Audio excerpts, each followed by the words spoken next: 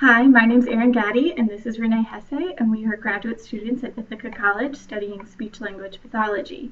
We will be talking to you about the Lee Silverman voice treatment therapy, also known as LSVT loud. In this treatment, the goal is to increase the loudness of the individual's voice. Also, the individual is taught to think loud, which cues the individual to think about their current loudness level and to increase it if necessary. LSVT loud is primarily used with individuals who have Parkinson's disease. Parkinson's disease is a hypokinetic disorder which can cause decreased respiratory and laryngeal muscle movement, leading to a weak and soft voice. The LSVT loud treatment is named after Mrs. Lee Silverman, a woman who had Parkinson's disease. Mrs. Silverman's family was having difficulty hearing and understanding her speech, and they approached several speech-language pathologists to see if any improvements to her speech could be made. The LSVT loud treatment was developed out of the work that was done with Mrs. Silverman to improve her vocal loudness. The treatment occurs in 2 phases over a 1-month period of time. The first phase takes approximately 30 minutes. During this part, the individual does 3 exercises. The first, a maximum sustained ah. The second, a directional movement using the ah. And the third, functional phrases. Throughout each activity, the loudness is measured in decibels. For the purposes of this demonstration, I will be the clinician and Renee will be the client. For the first exercise, I would like you to sustain the vowel ah for as loud and as long as you can. For example, ah. You try.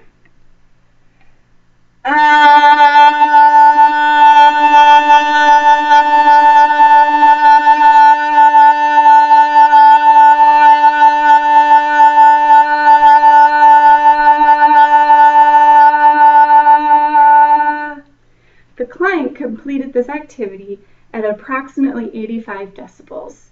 She will then complete this 14 more times. The second activity is a directional movement exercise. First, I would like you to sustain ah from your middle comfortable pitch to your highest pitch. For example, ah, ah. The client would then complete this 14 more times. Next, I will have you do the same thing. However, you're going to take your ah from your middle comfortable pitch to your lowest.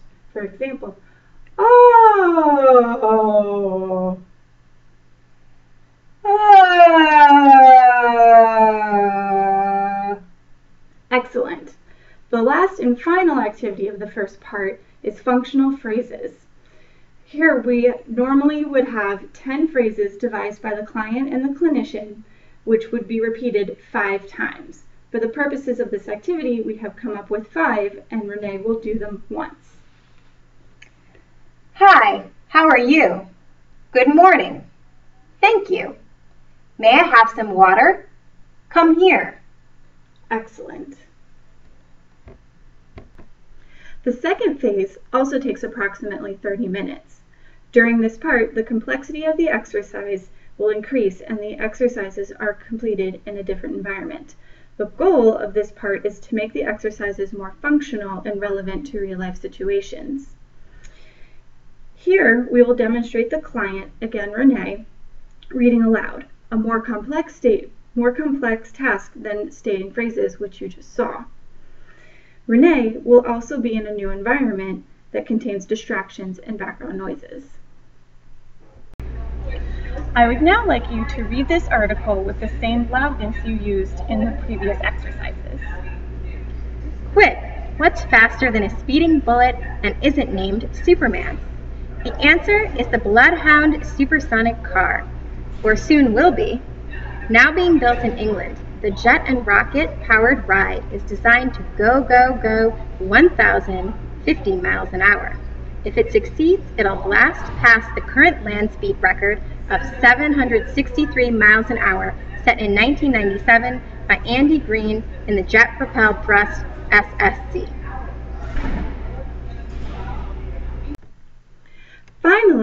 Renee will also need to independently complete homework exercises and activities in which loud voice is used.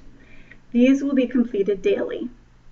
The goal is for the individual to be able to implement the loud voice on their own without needing clinician prompting. Overall, this treatment should increase the individual's sensory awareness of their loudness level, as well as allow the individual to prompt themselves to increase their loudness when necessary. This treatment has been shown to generalize outside of therapy sessions to real-life situations, and the increased loudness achieved has been shown to be maintained for up to 2 years.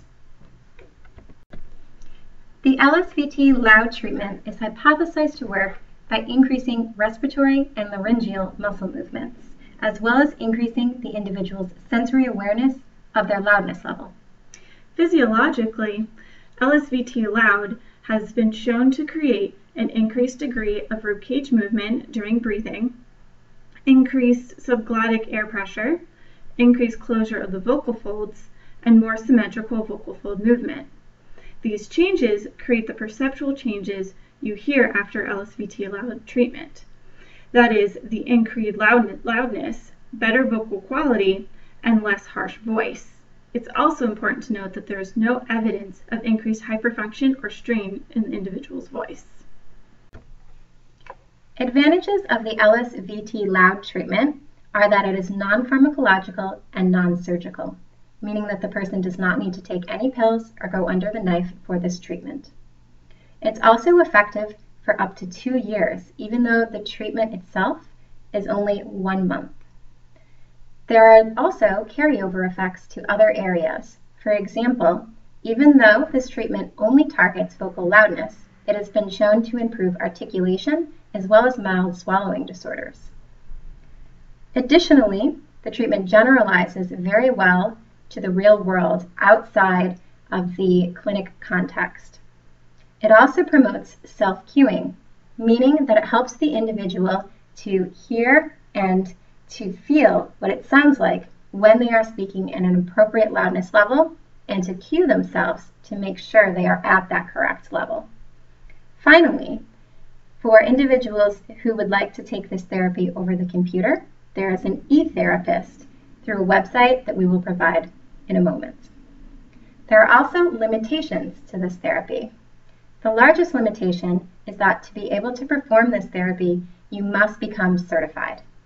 To get certified, you need to set aside time to attend a workshop and also money to pay for the workshop.